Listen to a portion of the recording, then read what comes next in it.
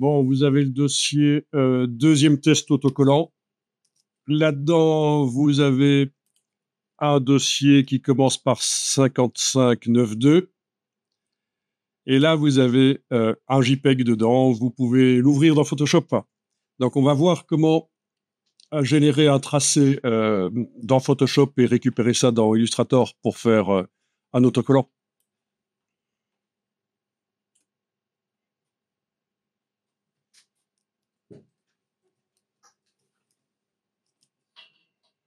Donc, par rapport à Illustrator, il y a quelque chose d'intéressant dans Photoshop, c'est la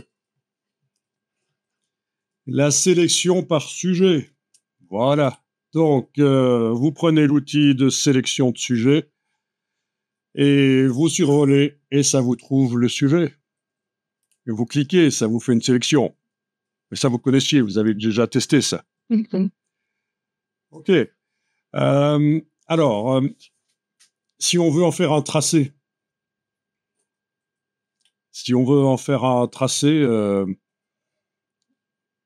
déjà, avant d'en faire un tracé, on va utiliser cette sélection pour faire un masque pour supprimer le décor autour de cette immonde bestiole. Donc, allez dans la palette des calques.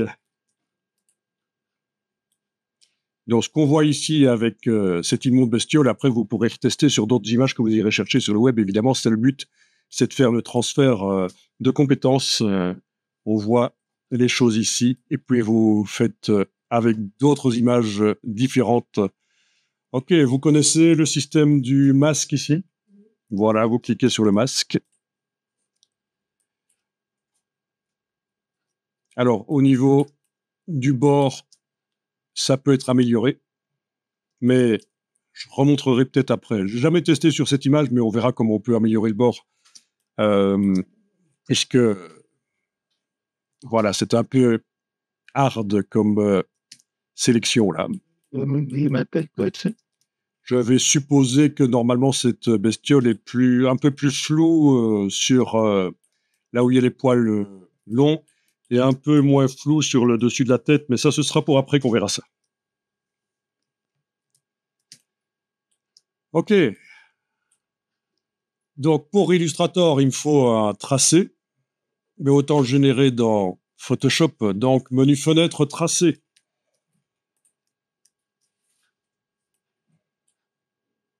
Donc, le tracé, on va pas le faire manuellement, on va le faire au départ de la sélection.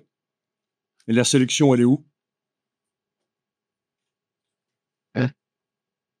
Dans la palette des calques? Ben oui, la sélection a été transformée en masque de fusion. Donc, si on enfonce la touche contrôle du PC ou commande du Mac et qu'on clique sur le masque de fusion, ça génère une sélection, voilà, qui va me permettre, cette sélection, de faire un tracé. Donc, dans le menu de la palette des tracés, convertir en tracé. Donc, est-ce que vous avez déjà fait ce genre de choses? Non? Ah ben voilà. Il y a longtemps. OK. Donc, la valeur moyenne, c'est 2 pixels. Ça va de 0,5 à 10, et la valeur moyenne, c'est 2 pixels. Donc, la première chose à tester, c'est de faire ça. OK, voilà, et vous voyez le tracé.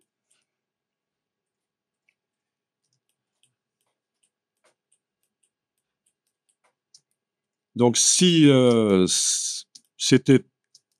avait vraiment beaucoup trop de points, ou si c'était au contraire, s'il n'y a pas assez de points et que le tracé ne colle pas assez à la silhouette, il faut faire édition annulée et il faut recommencer la conversion avec une valeur différente. Donc, vous pouvez faire le test, hein, convertir en tracé. Donc, j'ai annulé la conversion pour que la sélection en pointillé revienne. Hein. 0,5, c'est donc la valeur qui va générer le plus de points. Évidemment, c'est très fidèle à la silhouette. Par contre, il y a énormément de points. J'annule. Et si je refais une conversion et que je prends la valeur extrême, 10, là, c'est là où il y a le moins de points. Et par contre, ce n'est pas fidèle du tout à la silhouette.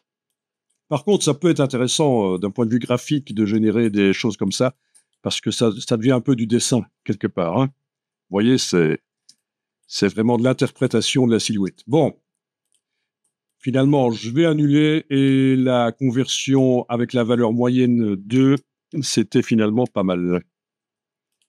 Ok, on va prendre 2. Est-ce que ça marche chez vous aussi, j'imagine? Oui. Alors ça, c'est un tracé temporaire parce qu'il s'appelle tracé de travail. Donc on a intérêt à le rendre permanent. Soit on prend la vignette et on la met sur le Sync+, soit dans le menu ici, on demande de mémoriser le tracé. Voilà. Il demande de donner un nom au tracé, mais comme il n'y en a pas beaucoup, il n'y a pas besoin de donner un nom. On va s'y retrouver. Voilà. Alors, c'est comme les autres palettes. Dans le bas du menu de la palette tracée, il y a les options de panneau et on peut demander d'avoir des plus grandes vignettes si c'était nécessaire. Voilà. Ok, donc là, j'ai un tracé qui est composé de 2 tracés en réalité. Oui, dans votre cas aussi, puisque vous avez la même image. Donc, on a une portion de tracé pour le trou ici et une autre pour la silhouette. Dans la même vignette, il y a 2 portions de tracé. Et donc, ça va être important pour la suite. On va voir un peu comment ça va se passer. Ok, vous pouvez enregistrer le document au format Photoshop si vous voulez.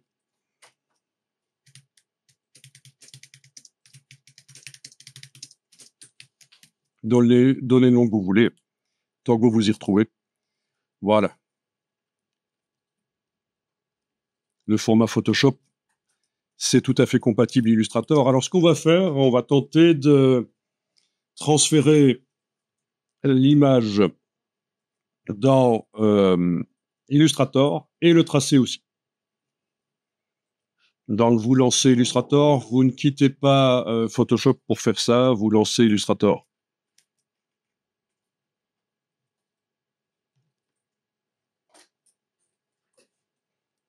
Donc, ce serait bien de démarrer du template éventuellement dans Illustrator. OK. Donc, palette des calques. Je verrouille le calque des mains. Je crée un calque design.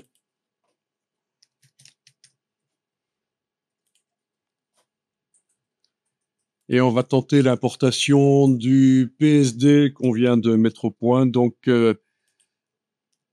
fichier importé.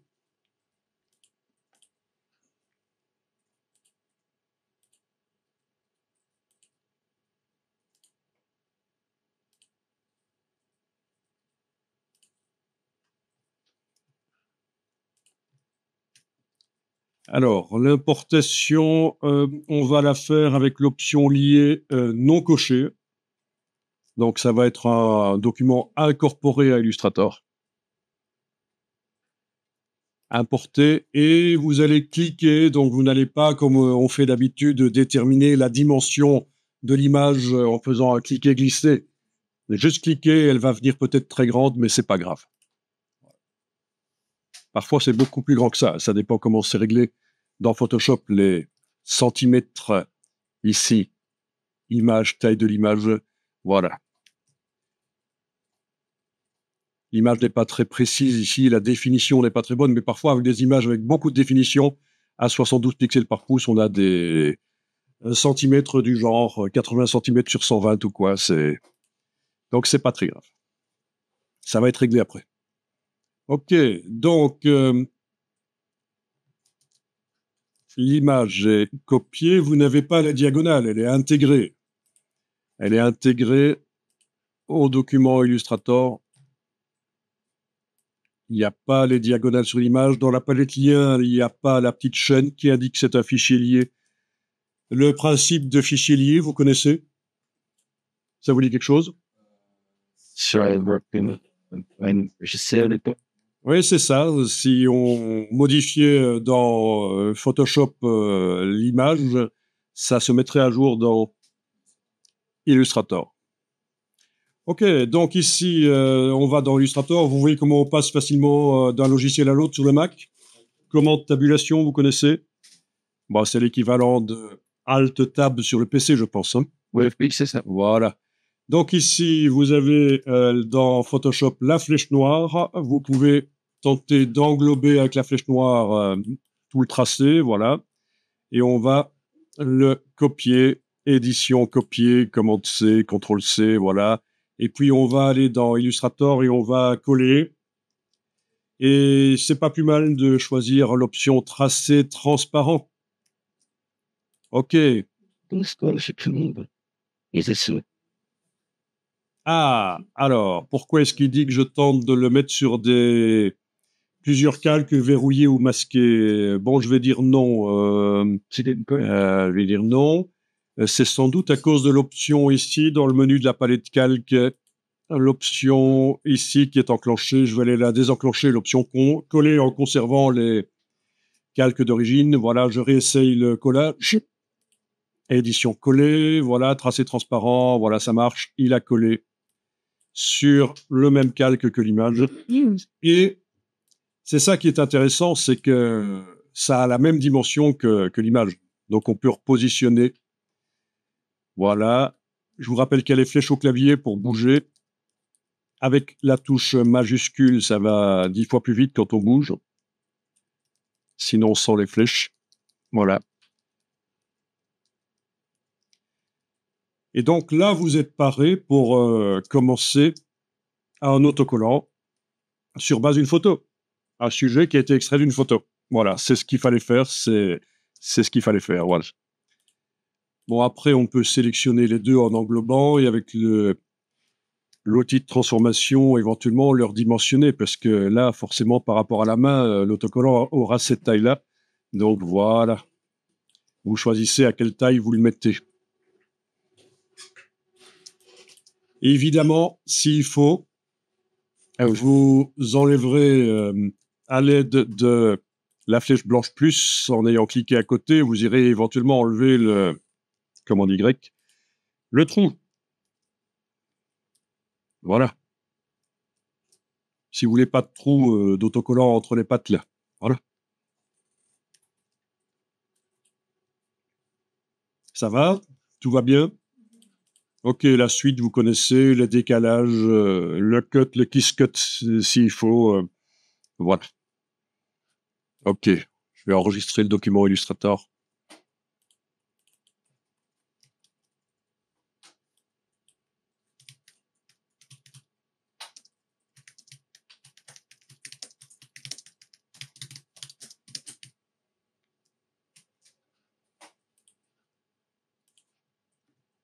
Tracé, cliquez en dessous du tracé. On va voir si on peut améliorer quand même la sélection pour obtenir quelque chose de meilleur.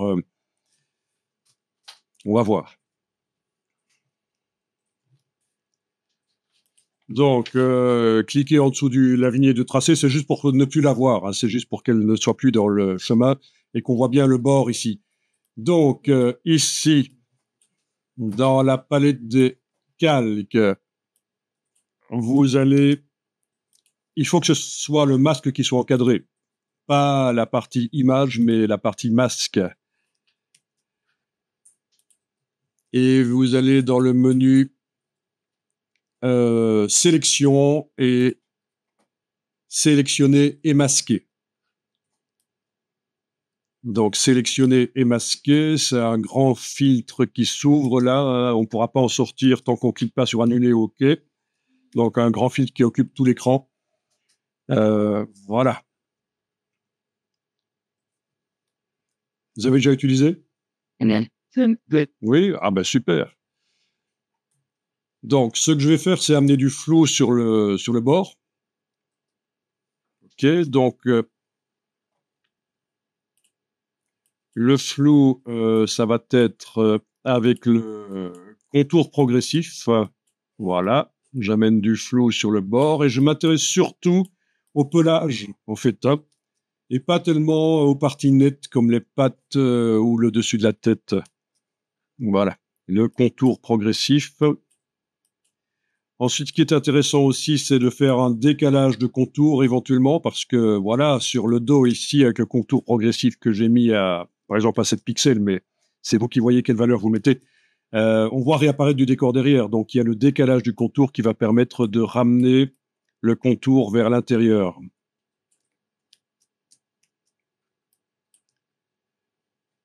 Bon, il y a plein de choses à faire avec cette boîte, mais Voilà. OK. Et donc, moi, je vous montre une méthode, mais si vous en avez d'autres, vous m'en parlerez, ça m'intéresse de voir.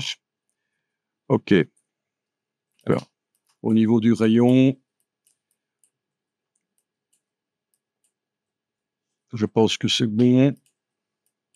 Qu'est-ce que vous changeriez d'autre? Je pense que ça, c'est déjà pas mal, hein. Arrondir un peu pour avoir trop de petits picots. Tu as des petits picots, tu vois des petits picots? Par exemple, là, on va mettre les numéros peut-être. Là, il va se battre. Des petits picots. Ah ouais, au niveau des pattes. Et c'est quelle boîte pour. OK, bon, ben, faites ça si vous voulez, mais de toute façon, ce qui est net, on va tenter de les récupérer après. Ce qui nous intéresse ici, moi, je pense, c'est d'abord le pelage. OK.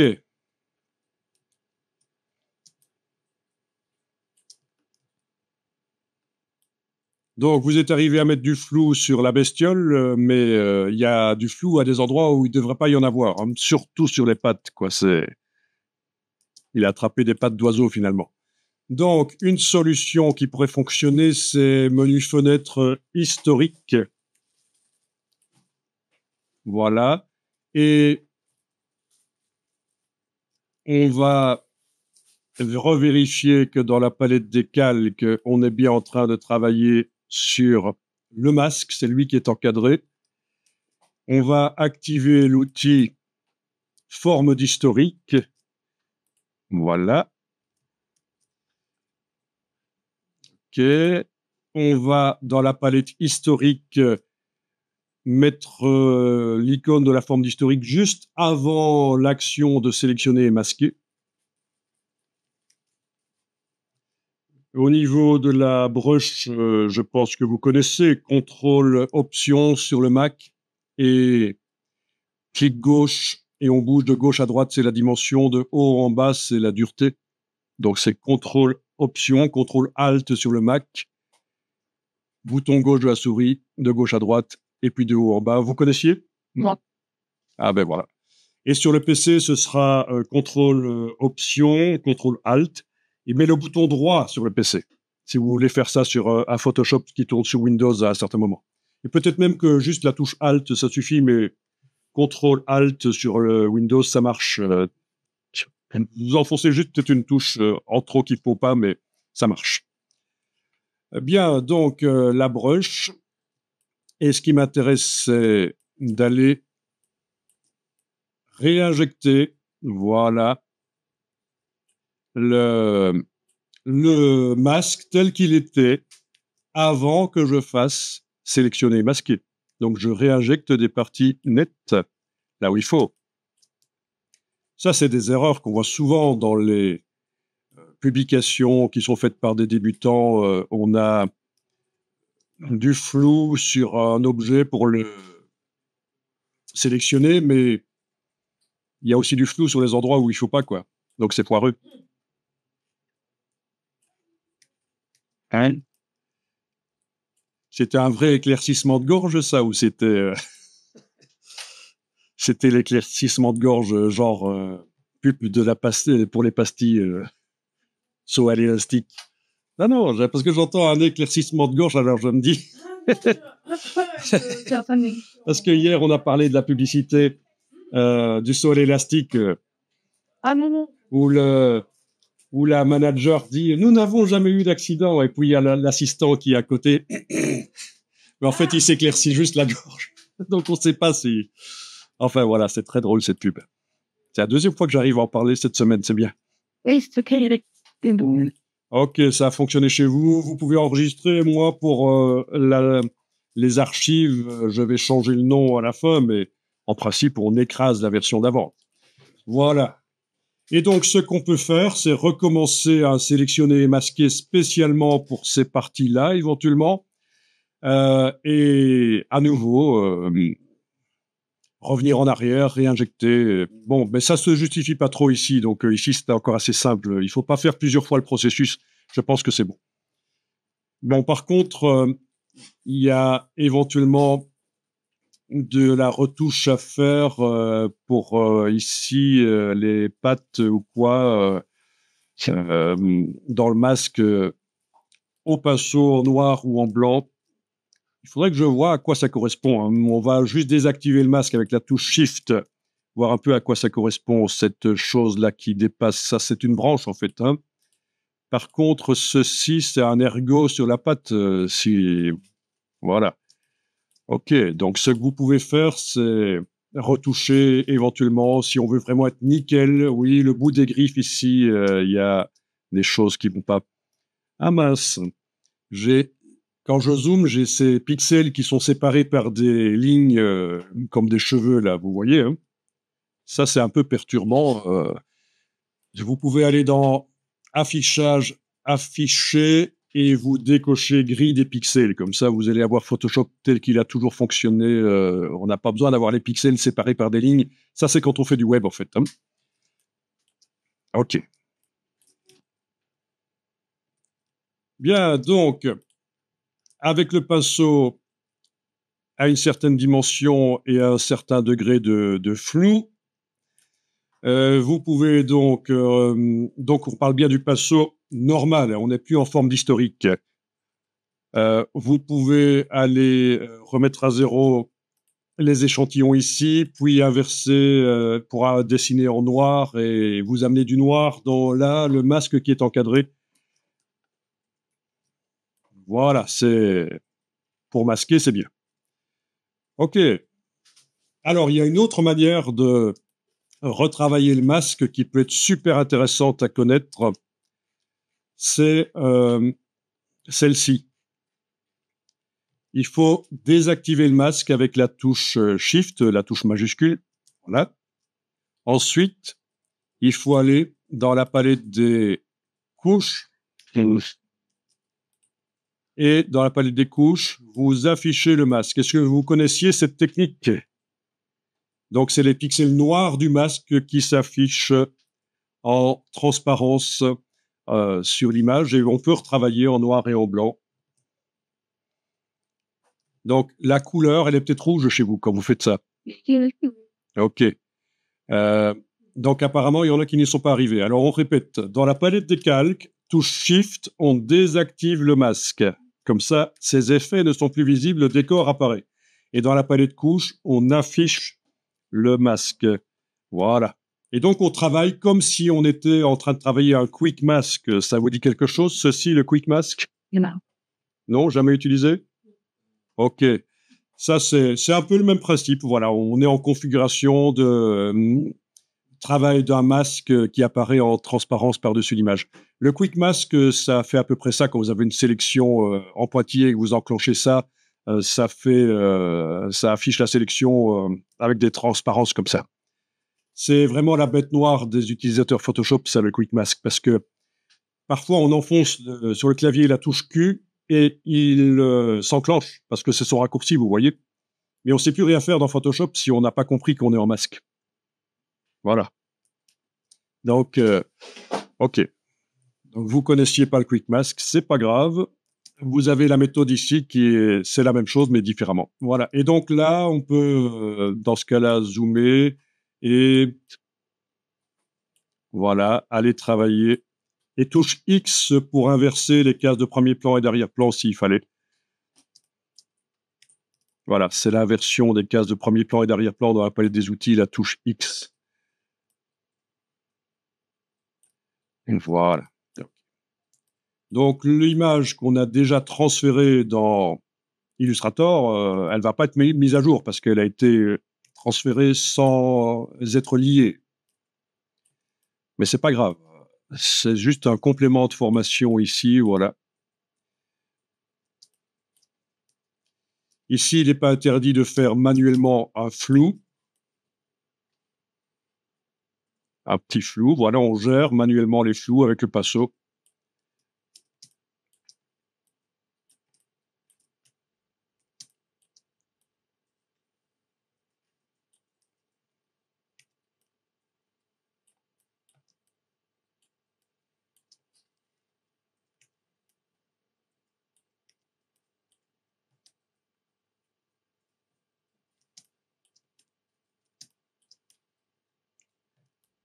Tiens, pour les oreilles, là, elles étaient un peu transparentes, puisqu'il y a du transparent dessus. Ah oui, au fait, chez moi, c'est vert et chez vous, c'est rouge. Si vous double-cliquez sur la vignette, là, dans la palette des couches, la vignette du masque, vous pouvez aller changer la couleur. Forcément, parce que en fonction de ce qu'il y a dans l'image, parfois, c'est mieux d'avoir du rouge, du vert. Ça, on peut changer. Là, je trouve qu'en rouge, je vois moins bien ce que je fais. Donc, je vais retourner avec du vert.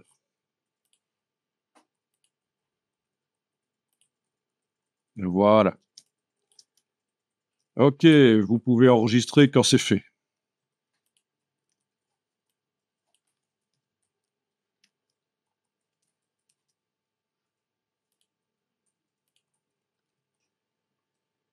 Voilà, et quand c'est fini, on peut enlever l'œil en face du masque, réactiver RVB en cliquant sur le mot RVB, enlever, réactiver le masque ici aussi, voilà, on enlève l'affichage du masque et on le réactive en cliquant sur lui, la croix rouge s'en va et voilà, vous avez amélioré votre sélection.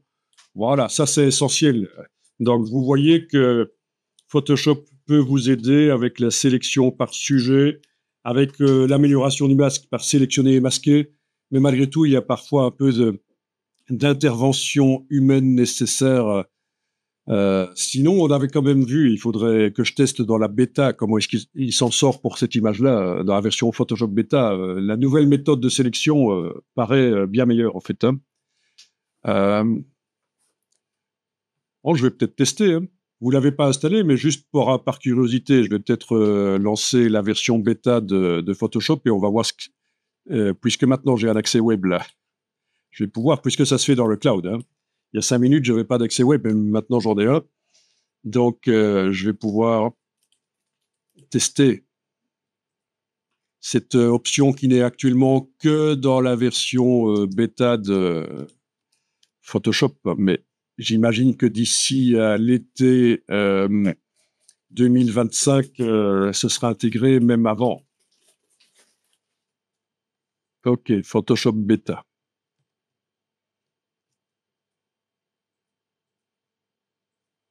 OK. Donc, tiens, barre des tâches contextuelles. Sélectionner un sujet. Voilà. Palette des calques et créer un masque. Et voilà. Alors, qu'est-ce que ça dit? Bon, je vois pas bien parce que mon damier ici n'est pas personnalisé dans Photoshop Beta. C'est l'occasion de vous montrer comment on personnalise le damier de transparence, en fait. Hein. Donc, comme ça, regardez, open your eyes, ouvre tes yeux. Photoshop réglage, transparence et couleurs non imprimables. Grille, espacée, couleur, moyenne. Une des deux couleurs, je vais la rapprocher de l'autre. Voilà. Et j'ai un damier un peu plus doux. Alors, gris moyenne, pourquoi j'ai choisi moyenne? C'était espacé, c'était le mieux. Voilà, comme ça, c'est bien grand. Voilà, gris espacé, couleur moyenne, et j'ai fait deux couleurs qui sont presque semblables. Vous connaissiez ça? Non. C'est quand même pratique parce que je pense qu'il y a quand même pas mal de personnes qui trouvent que le damier de Photoshop et le damier de transparence est immonde. Donc, ceci permet quand même de l'adoucir un peu. Voilà, il y a pas mal de gens qui font ça. Alors, ce sera valable pour toutes les images par la suite, en fait. On a quelque chose de similaire dans Illustrator, mais dans Illustrator, ce n'est que pour le document qu'on travaille actuellement en cours. Mais là, dans Photoshop, ce sera pour toutes les autres images. Bon, ben voilà. C'est pas parfait, mais c'est quand même pas mal. Par rapport à la méthode d'avant, je trouve que là, il a vraiment chaque poil, il a quand même, on voit qu'il a sélectionné. Il y a quand même un peu de blanc là. Si je mettais cette bestiole sur un fond coloré, ça poserait problème, en fait. Hein. Peut-être que ça pourrait poser problème, qu'on verrait un peu de blanc. Oui, on voit un peu de blanc. Donc, c'est pas encore parfait. Donc, même là, avec la nouvelle méthode qui vient de sortir là en mars 2025, le sélectionner et masquer sera encore nécessaire. Voilà, OK. Bon, ben, je vais quitter Photoshop Beta. Je vais peut-être enregistrer ça pour que on voit.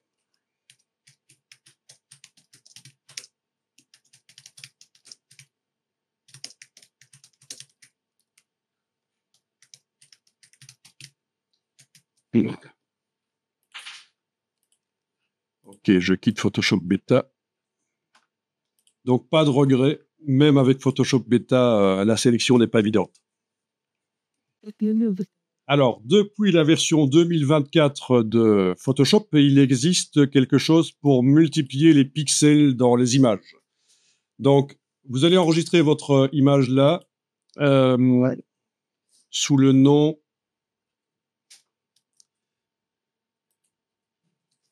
Upscale traditionnel. Voilà, je vais l'appeler l'Upscale Tradi. Voilà. Puis vous l'enregistrez à nouveau sous un nouveau nom et vous allez l'appeler Upscale IA. Upscale, c'est multiplier les pixels. OK. Upscale, c'est multiplier les pixels. C'est le suréchantillonnage, on appelle ça en français. C'est upscale. Vous avez déjà vu ça? Ceux qui sont un peu passionnés par l'audiovisuel, les télévisions, l'upscale, vous connaissez peut-être, non? Voilà, parce que comme ça, quand on passe sur une télévision moderne avec beaucoup de points, quand on passe des anciens supports qui n'ont pas autant de points que la TV, il y a un upscale qui peut se faire, une multiplication des points au moment de la lecture. Mais c'est un peu la même chose ici dans Photoshop et dans les autres logiciels. On peut faire de l'upscale, on multiplie les points, parce que si vous zoomez, vous voyez que c'est quand même pixelisé. Vous avez remarqué, c'est une image qui est assez pixelisée. OK, on va faire l'upscale traditionnel. Donc, vous allez dans le menu Fichier, ouvrir les fichiers récents et vous allez chercher parmi vos fichiers récents l'upscale tradi. Voilà. Si vous double-cliquez sur la loupe dans la palette des outils, qu'est-ce qui se passe? Ah oui, ça fait correspondre chaque point de l'image à chaque point de l'écran, mais il se trouve que je suis sur un écran 4K ici. Donc, c'est pour ça qu'il est tout petit, je vais quand même zoomer. Mais vous connaissiez ça, la loupe? Voilà, le double-clic sur la loupe, ça vous affiche chaque point d'image sur chaque point d'écran. Ça fait correspondre les deux trames, en fait, la trame de l'image et la trame de l'écran. OK, mais là, je vais quand même devoir zoomer parce que, comme je vous disais, j'ai un écran 4K. Donc, voilà. Et c'est un peu plus compliqué que ça. Il y a un truc intéressant que je vous expliquerai à ce propos. Voilà, donc vous êtes sur l'image Upscale Tradi. Vous allez faire un upscale traditionnel, c'est-à-dire méthode d'avant 2024, menu image, taille de l'image. Ici, dans la boîte taille de l'image, il faut cocher rééchantillonnage et vous pouvez, dans la liste des types de rééchantillonnage, choisir la méthode la plus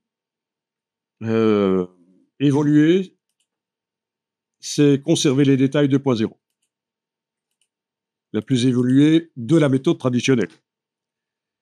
Conserver les détails 2.0, c'est ce qui a été, c'est ce qui a été développé en dernier. Voilà. Ici, à la place de centimètres, vous pouvez mettre pourcent. Et voilà, on a une image 1024-768. Si je veux multiplier par 2 la largeur hauteur en pixels, je vais mettre 200. Voilà, je suis à 2048, 1536. Ça fait combien de fois plus de pixels dans l'image? Si je vais de là, 100%, à là, 200%, j'ai combien de fois plus de pixels dans l'image? 2 fois plus, tout le monde est d'accord? Hein? Ah, c'est difficile. Ah, ça fait appel à des notions que vous avez apprises quand vous aviez 10 ans, c'est dur. Alors, je disais, c'est ce que je me dire. C'est 4 fois plus. Quand vous multipliez par 2 la hauteur et par 2 la largeur, vous multipliez par 4 la surface. D'ailleurs, ça se voit ici. Il vous dit que le fichier, on passe d'un fichier de 2,25 mégaoctets à 9 mégaoctets. Si on fait 300, allez, ah, je sais, je vous souffrais. 300%, c'est combien de fois plus de pixels? Ouais, je sais pas. 9 fois plus, exactement. C'est pour ça que le fichier actuel fait sa taille informatique, c'est ça. Quand il est ouvert dans Photoshop, on parle pas de l'intérieur du fichier compressé JPEG, hein, ça peut être plus petit sur le disque dur, mais et voilà, 9 fois plus, c'est comme ça, voilà. Bon, ok, je vais tester 200%, c'est déjà pas mal. Voilà, ok. Et là, on a multiplié les pixels et il a tenté d'imaginer du détail. Et ça peut marcher. Alors, il y a des gens qui vont vous dire, oui, dans Photoshop, il faut jamais augmenter le nombre de pixels des images, ça détruit les images. C'est faux, en fait. Ça améliore les images. Même la méthode ancienne, ça améliore les images. Bon, là, je suis en train d'essayer de vous trouver une image d'une voiture et on va voir Ouais. si j'arrive à trouver une image où il y a une marque. On va voir ça. Ok, tentons ça, voilà. Elle n'est pas terrible, mais malgré tout, je vais tenter avec ça. C'est un peu brûlé. Ok, là, je viens de copier dans le navigateur et quand je fais fichier nouveau dans Photoshop, ça me propose d'office de faire une image qui a la taille de ce qui est copié dans le presse-papier. Ça, si vous ne saviez pas que ça fonctionne comme ça, c'est pratique de le savoir. Vous voyez, dans le navigateur, j'ai fait clic droit, copier l'image. Dans Photoshop, je fais fichier, nouveau document. J'ai pas besoin de me demander, tiens, quelle taille je dois mettre pour que l'image... Non, c'est d'office la taille du presse-papier. Ok, je vais coller. Voilà. Alors, donc, il y en a qui vont vous dire qu'il faut jamais multiplier les pixels dans Photoshop parce que ça détruit la qualité. Ici, je vais faire image dupliquée et je vais avoir donc 2 images identiques côte à côte que je vais mettre comme ça. Voilà.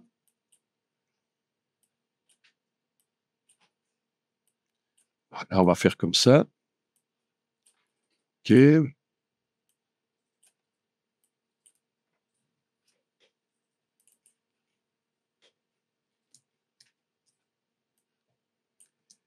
Ok. Donc, j'ai 2 images identiques côte à côte actuellement. Et il y a visiblement du flou. Donc, dans la version ici à droite, je vais demander image, taille de l'image. Et avec le moteur de multiplication et division du nombre de pixels cochés, la méthode conserver les détails, je vais passer par exemple à 300%, donc 9 fois plus de pixels. Voilà. Et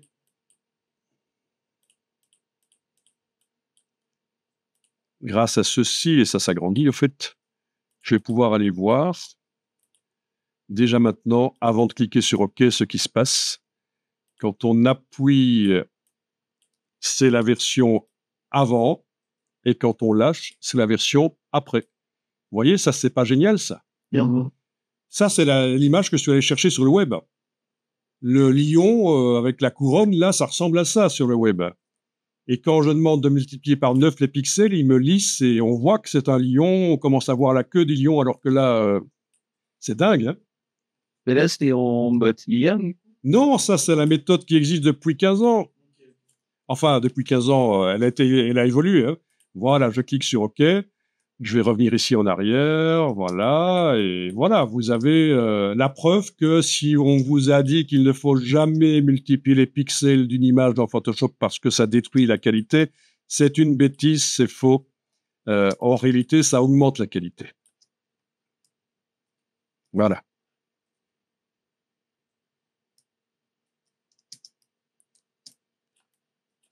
Surprenant, hein.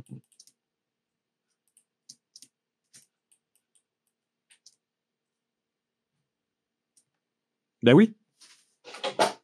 Surtout si l'image que vous avez récupérée, à l'origine, elle avait plus de pixels et que quelqu'un l'a réduite pour la mettre sur le web. En fait, Photoshop, avec un calcul, peut deviner ce qu'il y avait entre les pixels, en fait, quelque part.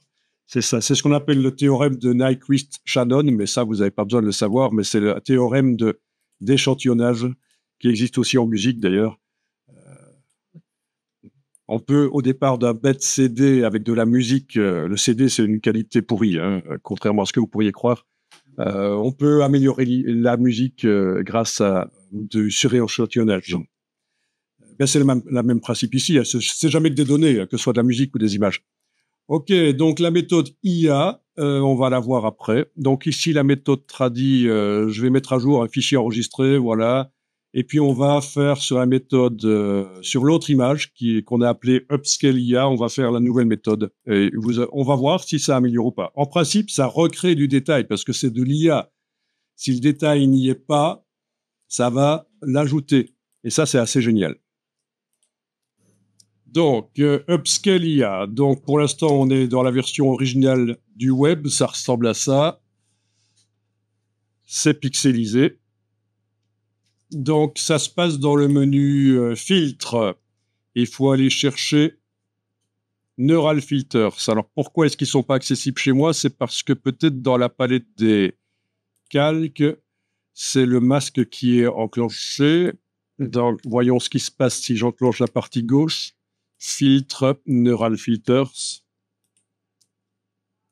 Voilà, les filtres neuronaux, très intéressant avec plein de choses. Et ce qui est intéressant ici, c'est le super zoom. Alors peut-être que vous, il vous propose de l'installer. Non, oui. S'il est déjà installé, vous l'enclenchez. Ensuite, ici, vous avez le zoom sur image. Si on passe en 2 fois, ben, ça fait 4 fois plus de pixels.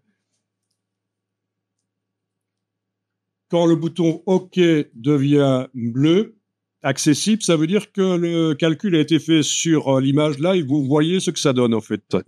Vous voyez déjà ce que ça donne. Donc là, on peut peut-être se permettre de monter encore plus, 3 fois.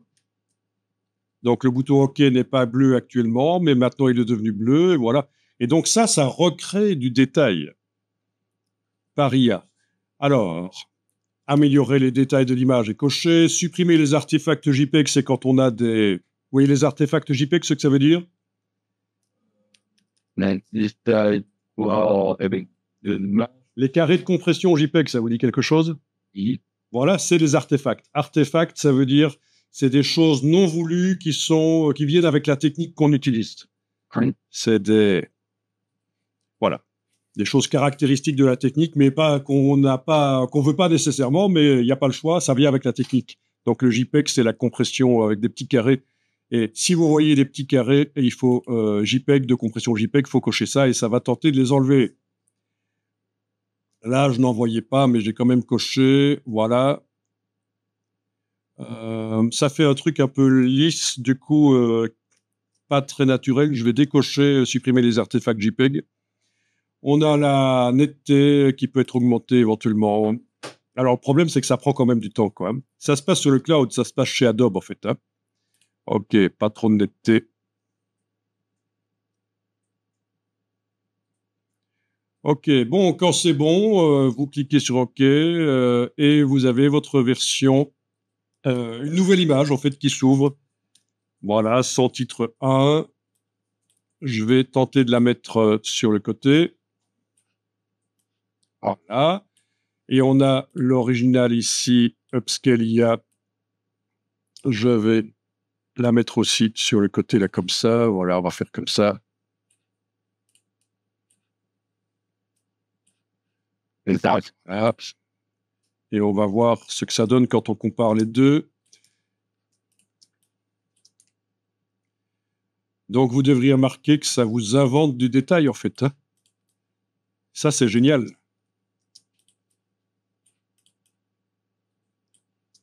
Vous voyez? Beaucoup plus que l'autre méthode. Donc, je vais peut-être essayer de mettre les 3 versions l'une à côté de l'autre, finalement. Upscale Tradi et Ici, voilà, puisqu'elle traduit.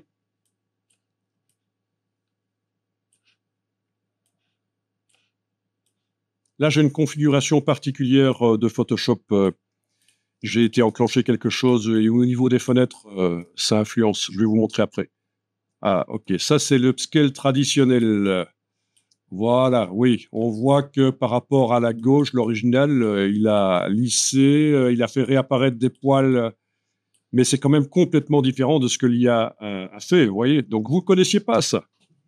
Ben, vous pouvez me remercier parce que ce qui va se passer, c'est que vous allez pouvoir prendre des vieilles photos de famille, par exemple, et les upscaler.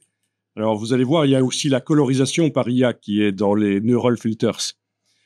Vous allez pouvoir faire de l'upscale de vieilles photos de famille et les imprimer vite fait et donner ça en cadeau à la Noël. Donc, c'est des cadeaux pas chers. Je vous fais économiser beaucoup. Donc, c'est le... Noël ou autre chose, hein. Voilà. Enfin, vous voyez, c'est... Voilà. Donc, ça réinvente du détail, vraiment. Par rapport à l'upscale traditionnel à droite, l'upscale traditionnel, il faisait avec ce qu'il avait, hein. Ça se voit vraiment ici, à la texture du museau, là, en IA. Ici, en upscale traditionnel, ça faisait un truc un peu grumeleux. Là, dans l'image originale, c'était des pixels bien gros. Voilà. OK.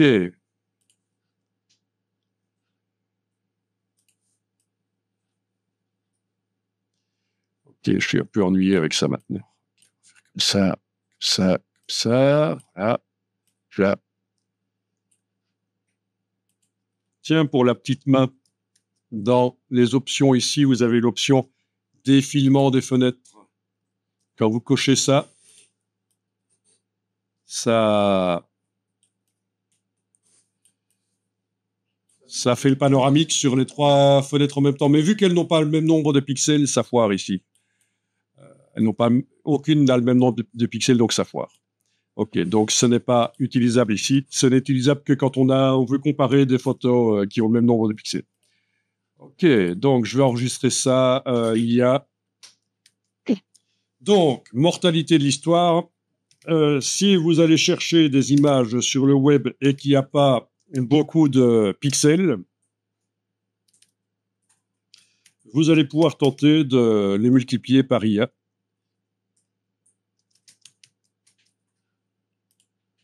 Alors en fait, déjà les images sur le web, il faudra en principe aller prendre des images que vous avez le droit d'utiliser, bien sûr, hein. Si vous allez chercher des images qui sont sous copyright, il y a un problème. Je vais quand même vous montrer ceci. Upscale.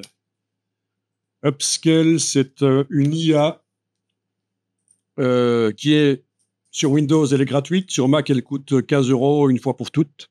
Et elle est meilleure que ce que vous venez de voir, meilleure que le super zoom de Photoshop pour multiplier les pixels dans les images. Et pour eux, sur Mac, il y a des... Ouais, ben, sans doute qu'ils ont dû développer la version Mac et que pour la mettre sur l'Apple Store, ça leur coûte, alors ils font payer. Mais voilà, sur Windows, c'est gratuit. Upscale. Et ça vous fait des choses dingues. Vous voyez? Au départ de ce qui est à gauche, ça vous fait le truc de droite, voilà.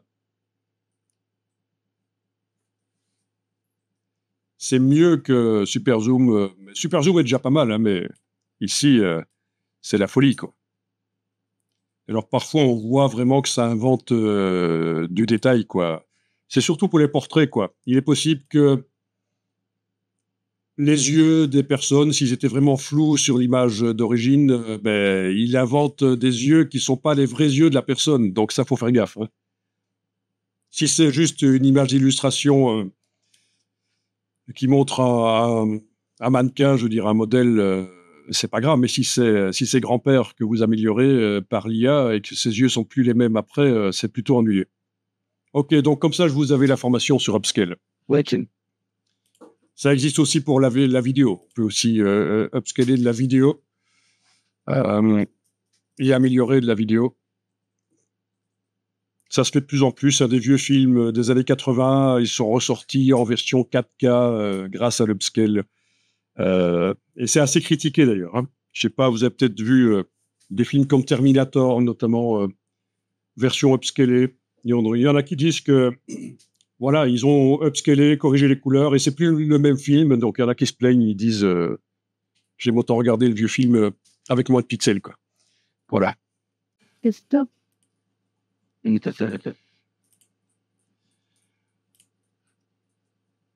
Ok, donc ce que je vais vous montrer ici, c'est faire des ombres, des fausses ombres. Alors, on va dans la palette des calques. Vous avez un calque forcément qui n'est pas un calque d'arrière-plan, il peut contenir la transparence. On va pouvoir mettre un calque en dessous, donc il suffit d'appuyer là-dessus avec la touche peut-être contrôle du PC ou commande du Mac en même temps, et ça met directement en dessous. C'est juste pour frimer, parce que sinon vous le faites au-dessus et vous le faites glisser après, c'est bon. C'est pas obligé de connaître ce raccourci. Et alors on va remplir ce calque-là. Donc c'est édition remplir, donc majuscule suppression, hein, c'est le raccourci, c'est un des raccourcis à majuscule suppression. Où est mon clavier? Voilà, j'ai un petit clavier virtuel pour montrer les raccourcis. Voilà, c'est la touche Shift majuscule, donc avec la touche suppression de caractère, c'est le raccourci pour remplir. Vous demandissez de remplir avec de la couleur. Ok, il a ouvert le sélecteur de couleurs et vous choisissez la couleur que vous mettez. Voilà. Voilà. Une fois que la couleur est mise, si ça vous plaît pas, vous faites commande U, contrôle U sur le PC, c'est le réglage de teinte de saturation et vous pouvez changer la couleur, bien sûr, la saturation, la luminosité, cette petite astuce. Installé. Ok, alors, oui, on va avoir besoin de plus de place, donc on va faire un zoom arrière et on va prendre l'outil de recadrage. Outil de recadrage, vous voyez la barre du dessus, la barre option, hein, voilà, parce qu'elle est enclenchée chez moi, voilà. On va faire du recadrage fond transparent ou arrière-plan. On va pas faire du développement génératif ici ou du remplissage d'après le contenu. Développement génératif, vous voyez ce que c'est? C'est pas ce même feu, par exemple, en C'est ça. C'est ça, c'est inventer le décor, c'est génial. Il y a ça aussi dans Firefly en ligne, hein, Adobe Firefly. Si vous avez la licence Adobe pour les logiciels Photoshop, etc., vous avez accès à Firefly en ligne qui offre plus de possibilités que Photoshop pour le développement génératif et des choses comme ça. Donc, ok, mais là, c'est fond transparent ou arrière-plan, ça dépend. Vous prenez une poignée du coin avec la touche Alt, ça agrandit dans tous les sens. Vous validez. Le but était d'avoir plus de place autour, quoi. Ok, le calque là, je vais à nouveau remplir. Voilà. Shift, Delete, j'ai fait la boîte de remplissage. Voilà. Donc, une première chose, eh ben d'abord, je vais peut-être enregistrer ça sous le mot upscaler avec ombre. Hein? Donc, une première chose à tester si on veut faire une ombre, c'est peut-être par IA. Et puis après, on verra comment on l'a fait manuellement. Mais vu qu'il n'y a pas de décor vraiment ici autour, je suis pas certain qu'il va comprendre qu'on veut une ombre. On va voir. Vous prenez le lasso. Par contre, quand il y a un décor, ça marche super bien, ça. Vous prenez le lasso et vous entourez pour dire que vous voulez faire quelque chose à cet endroit-là. Le lasso libre, commencez pas avec le lasso géométrique, ça c'est pourri. Le lasso polygonal, ça sert parfois, mais j'ai remarqué que plein de gens utilisent le polygonal quand c'est pas nécessaire. Ok, donc là, édition, remplissage génératif. Voyons ce qu'il va nous faire. Il faut rien indiquer. En principe, il va comprendre qu'on veut poser l'animal sur le sol, mais c'est pas certain. Vu qu'il n'y a pas de décor, je vous l'ai dit, on va voir. Hein.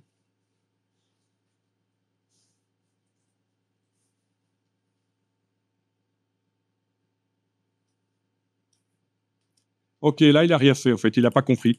Ok, donc ça, on va réessayer plus tard le remplissage génératif, mais quand on aura mis la bestiole dans un décor. Vous allez voir, même si on le met dans un décor où il y a de l'eau sur le sol, où c'est brillant, il invente aussi le reflet. Mais là, il n'a pas compris. Au fait, vous avez... Ouais, je vais quand même essayer en indiquant que je veux une ombre. Édition, remplissage génératif.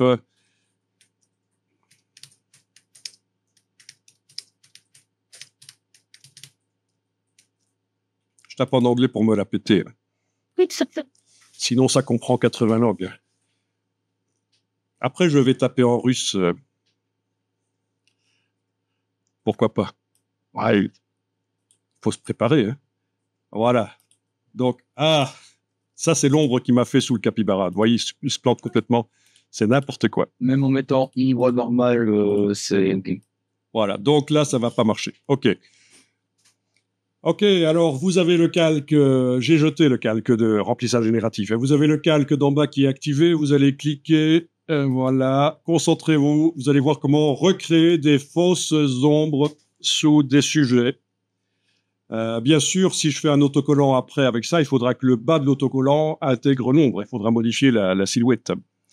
OK, donc, vous avez le calque qui est là, vide, on travaille dessus. Vous allez prendre le pinceau normal. Vous allez faire un grand pinceau à bord super flou. Donc, CTRL A, CTRL Alt, CTRL Option et en vertical, c'est dureté 0%. Voilà. Vous allez vérifier qu'on est bien en train de dessiner avec du noir, que dans les options là au-dessus, c'est bien l'application normale 100%. Et vous allez cliquer sans bouger la souris. Et voilà.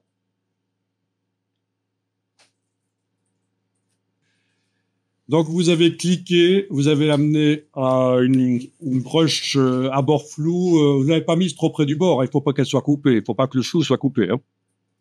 Et là, j'imagine que ça va. Sinon, vous faites commande A, touche suppression, commande D, vous cliquez. Commande A, c'est tout sélectionné. Édition, tout sélectionné. Touche suppression, c'est l'effacement. Et commande D, c'est sélection, désélectionné. Voilà.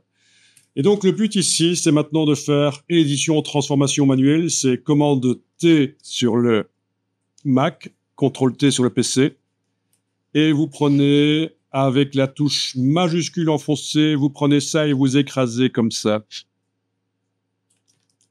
On prend la poignée avec la touche majuscule pour forcer la disproportion, pour que les proportions soient plus gardées. Et vous placez ça. Voilà.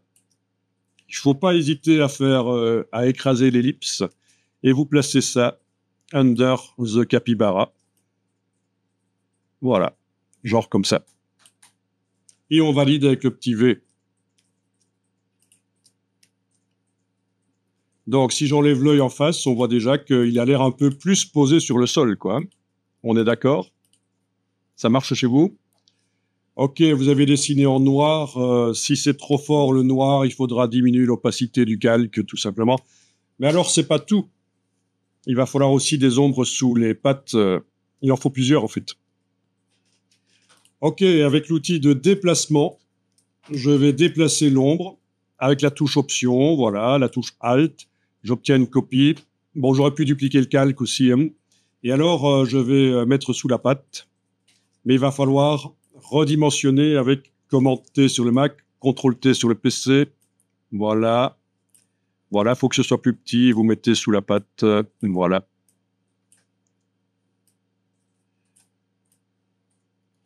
Voilà. On valide. On duplique. Voilà pour l'autre patte. Crème. On duplique à nouveau éventuellement. On redimensionne avec commande T, la touche majuscule s'il faut. Ah, c'est pas évident. Hein. Parce que là, il a... Comment dire? Un des ongles qui est certainement en l'air. Hein. Ok.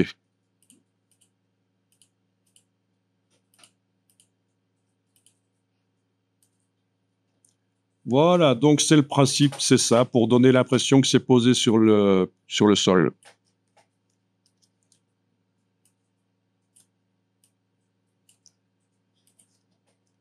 Ok, ça marche.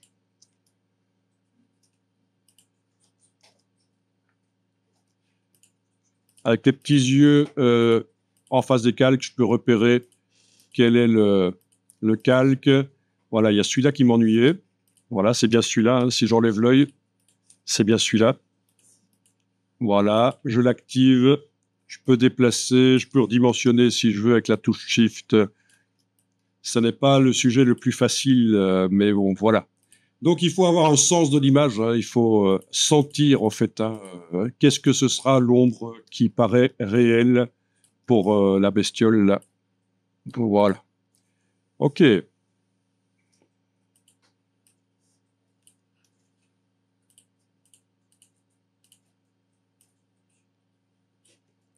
OK, c'est bon? Ça vous paraît bien? Ça marche à tous les coups, ça. Hein. Donc, c'est bien sûr quand on veut faire une ombre avec une lumière diffuse, de la lumière qui vient d'un peu partout. Si vous avez de la lumière qui... Oui, c'est le cas ici, en fait. La lumière vient de la gauche. On peut aussi faire une ombre projetée, mais ça, c'est autre chose. C'est plus complexe à faire. OK, ça, c'est juste un travail rapide ici.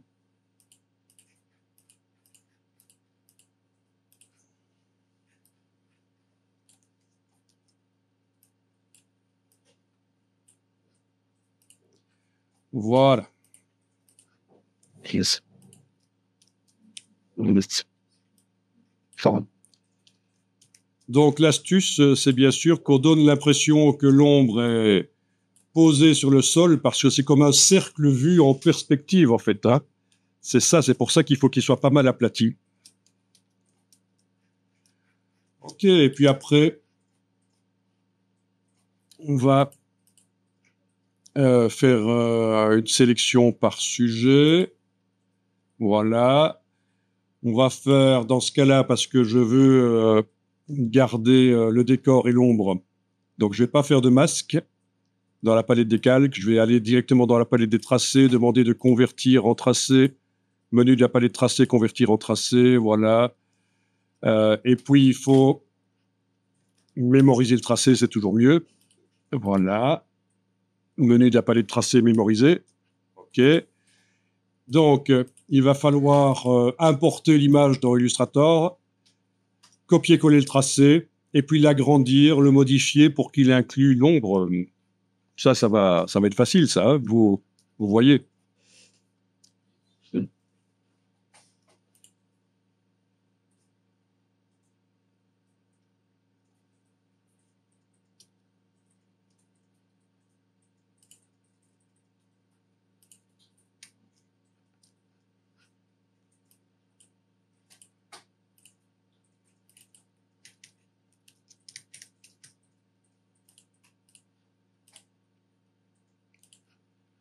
Donc, j'importe l'image.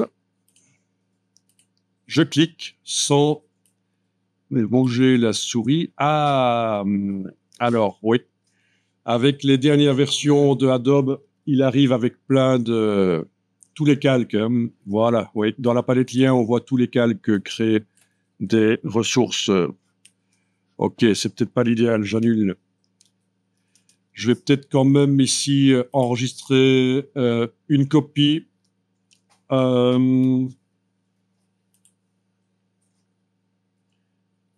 les calques, voilà. Pour Illustrator, ce sera plus simple. Sinon, c'est difficile à gérer. Copie sans calque, je vais dire. Et donc, j'enregistre ces fichiers, enregistrer une copie quand je suis dans Photoshop. Donc, format Photoshop, c'est bien, mais je vais décocher l'option calque. Et donc, il devrait me faire une version sans calque. Donc, je retourne dans Illustrator, je réimporte la version sans calque, voilà. Et c'est beaucoup plus clean dans la palette lien, voilà.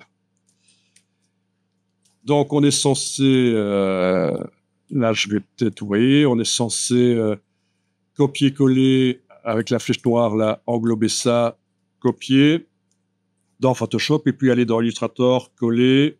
Ah, il n'a pas pris le copier, ou j'ai pas fait. Ah oui, voilà. Tracé transparent. OK. Entouré. Ah tiens, il y a une crasse là au-dessus. positionner avec les flèches éventuellement. Oui, il y a un système qui existe pour que ça tombe pile poil au bon endroit, mais il faut faire une opération dans Photoshop. Donc j'aime autant repositionner, garde les choses simples ici. Voilà, manuellement. Commande Y. Ah oui, ça c'est juste le bord supérieur gauche de l'image en fait. Ok. Voilà. Dans le calque ici, verrouillage de l'image pour pouvoir travailler sur le tracé.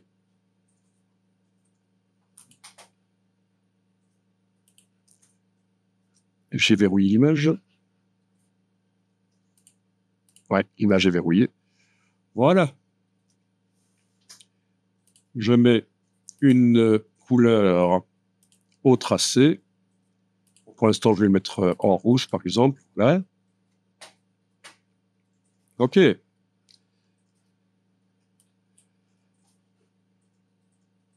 Ça marche. Donc, rectangle à coin arrondi, par exemple, en dessous. Voilà, ça, c'est mon rectangle qui va permettre d'inclure l'ombre dans dans l'autocollant. Hein, voilà. Voilà. Je sélectionne aussi l'autre tracé. Et avec le Pathfinder, je fais une fusion. Et hopefully, ça devrait marcher. Une réunion. Je vais vite parce que ça, c'est des choses que vous connaissez. Finger in the nose. N'est-ce pas?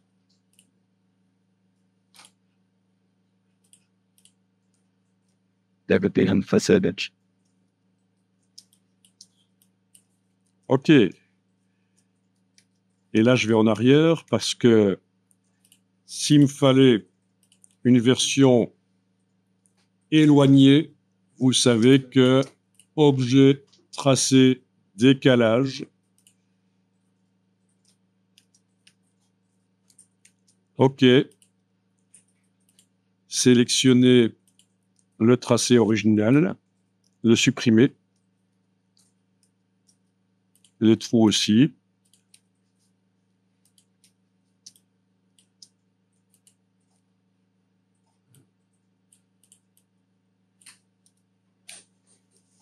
Voilà.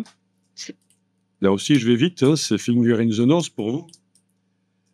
Je sélectionne ça, je vais le simplifier. Objet, tracé, simplifier. Dans le petit curseur qui s'est ouvert, je clique sur la roue. Et je joue avec le curseur ici, voilà. Ah tiens, et quand j'ai fait la conversion objet, tracé, décalage, j'avais l'option arrondi ou pointe? Certainement pointe.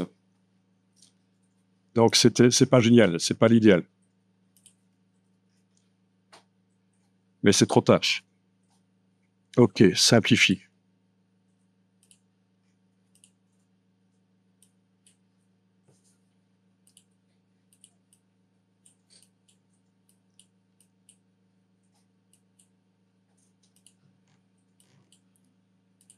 OK, pour la découpe, faites gaffe à ce genre de choses, hein, évidemment. Avec la plume, on peut éventuellement s'approcher sournoisement des points pour les enlever du tracé. Hein. Voilà. Good. S'il fallait. Avec l'outil de conversion qui est derrière la plume, on peut mettre des tangentes à des points qui n'en ont pas.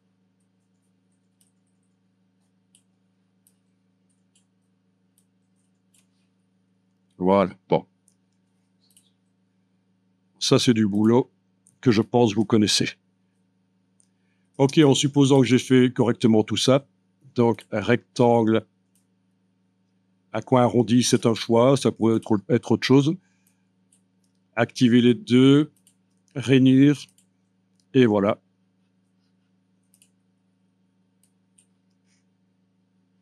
OK.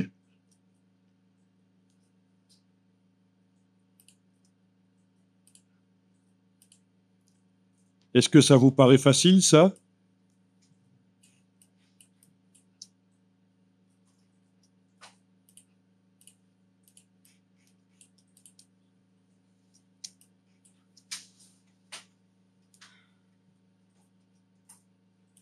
forme d'un bête en un tâté. C'est un choix esthétique. J'ai fait un carré à coin arrondi, mais j'aurais pu faire une ellipse, j'aurais pu faire manuellement le tour de l'ombre à la plume. Tout est possible, c'est un choix. Oui, surtout ne vous dites pas que l'exercice, c'est de faire un carré à coin arrondi. C'est juste un choix. Hein.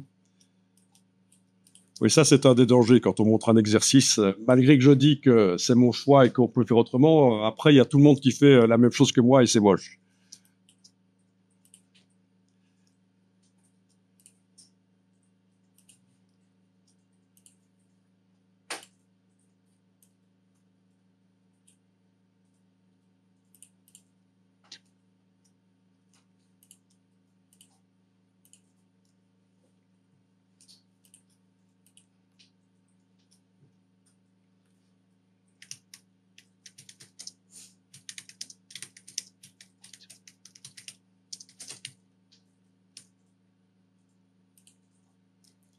Ok, vous avez jusque la pause pour tester, hein, même un peu au-delà sans doute.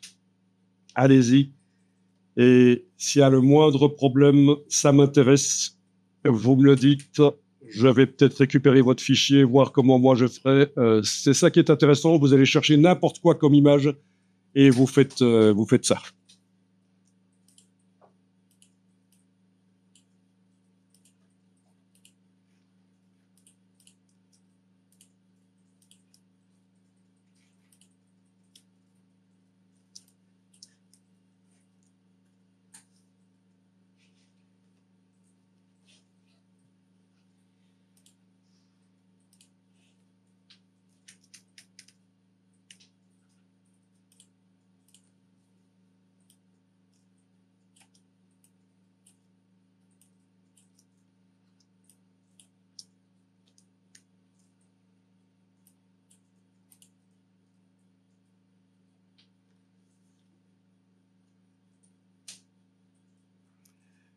Pour ce qui est d'aller chercher des polices sur le Adobe Fonts, vous voyez comment ça marche?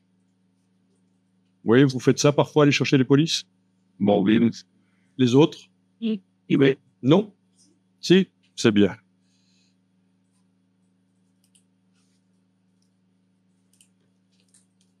Je vous rappelle, là, je mets une police. Il faut que j'enlève les couleurs de fond et de contour dans la palette des outils. Puis c'est par la palette aspect que j'ajoute un nouveau fond. Bon. C'est le seul moyen pour mettre le contour qui ne déborde pas sur la police. Monsieur. En le faisant passer sous le fond.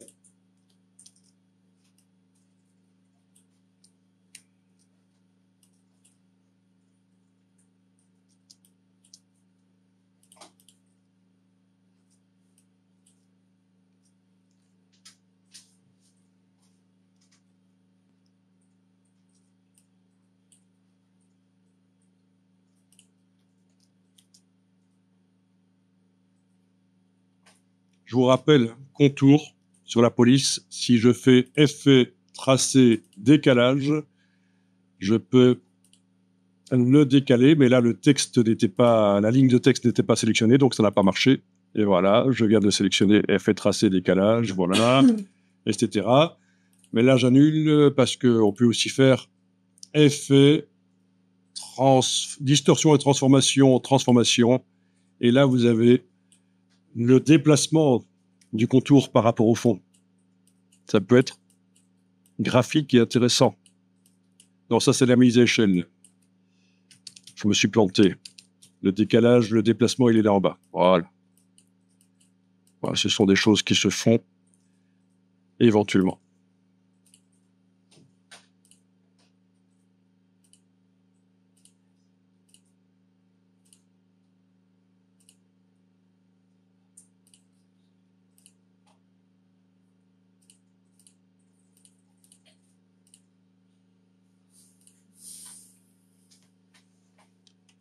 Ok.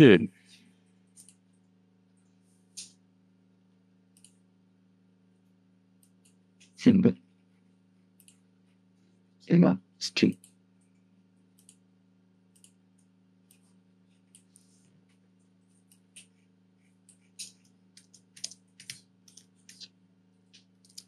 Vraiment, délirez, faites-vous plaisir.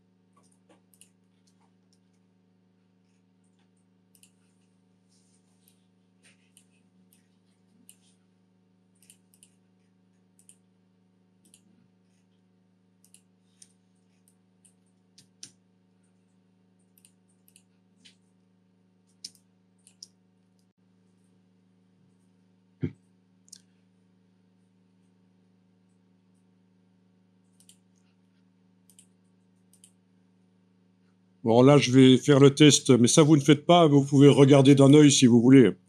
Je vais faire un test où je vais créer en... Tiens, je suis en pouce, pas en pouce. belle. Hein? OK. Pixel.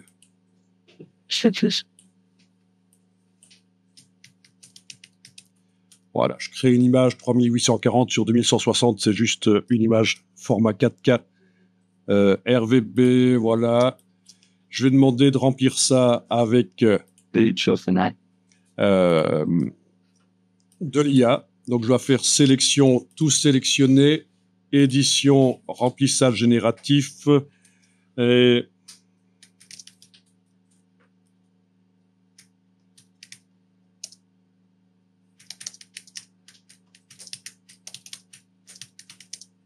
comment ça s'appelle, ce qu'il y a sur le bord des plages qui s'avance? C'est un ponton, c'est ça?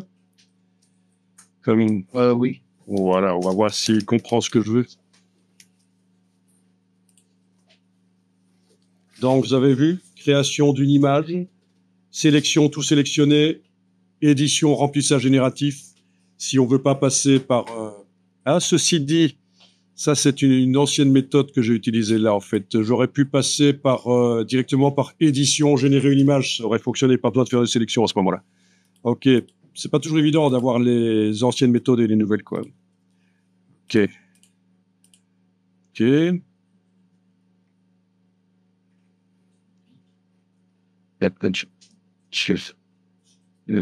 Donc, je voulais juste voir ce qui se passe quand je vais transporter juste le capybara sans son ombre sur la plage. Éventuellement leur dimensionner. Et que j'entoure au lasso et que je fais édition remplissage génératif. Il va peut-être comprendre que là, il doit faire une ombre. Ce qu'il ne voulait pas faire tout à l'heure.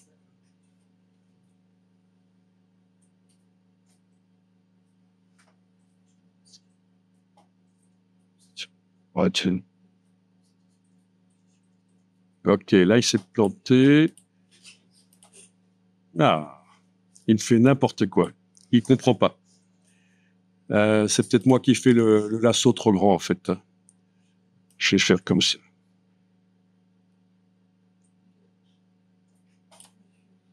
Édition, remplissage génératif.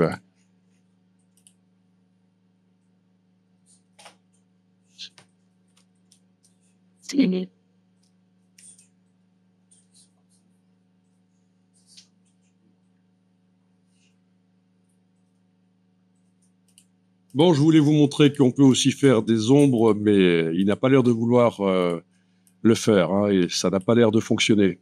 Est-ce que pourrait augmenter le nombre de dans une ébène qui m'avait un système peut augmenter Oui. sa taille et tout ça.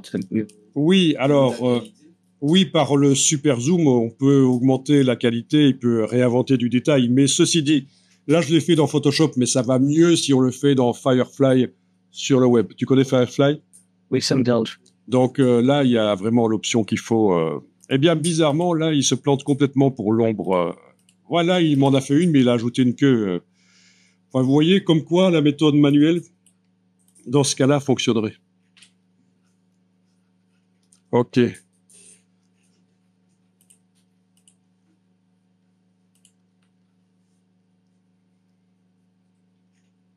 Et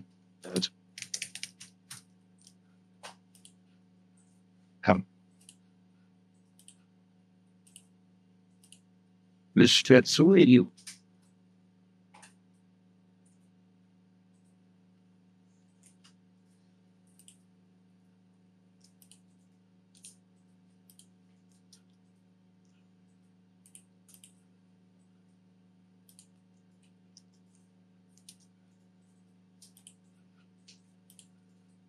Right.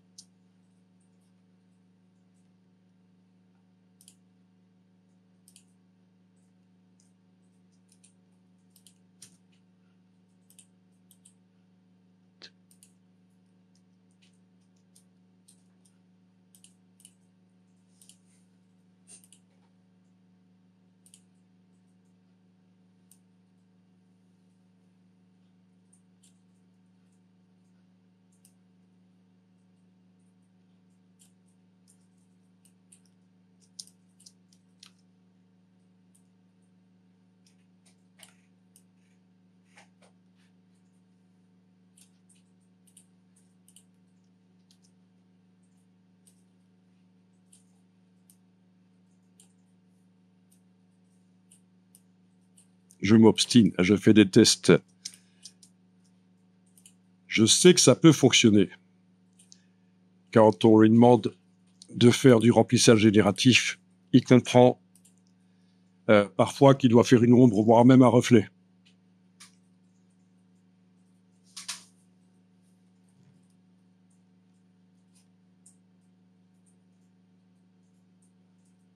Et là, bizarrement, il se plante. À moins que... Peut-être que ce soit le calque du décor qui soit activé quand je demande ça, et pas le calque du capybara. C'est peut-être bêtement ça, en fait. C'était peut-être bêtement une question de quel est le calque qui est activé.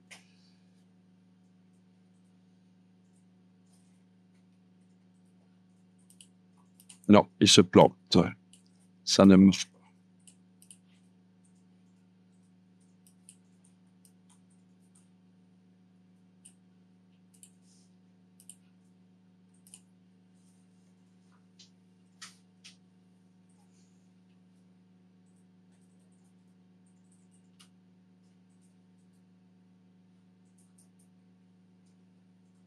Rien du tout, c'est foireux. Ok. Et comme quoi, d'une image à l'autre, parfois il y a des choses qui fonctionnent et puis ça fonctionne plus.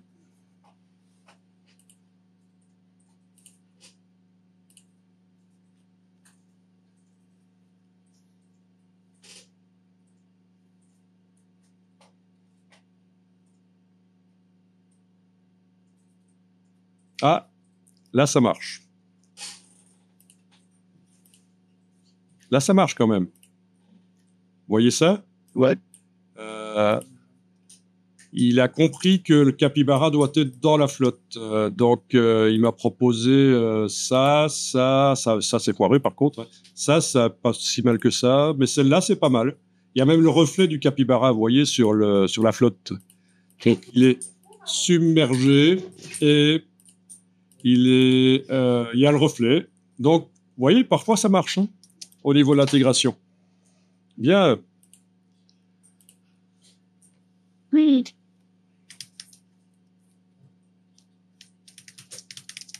Ok, show, c'est bon.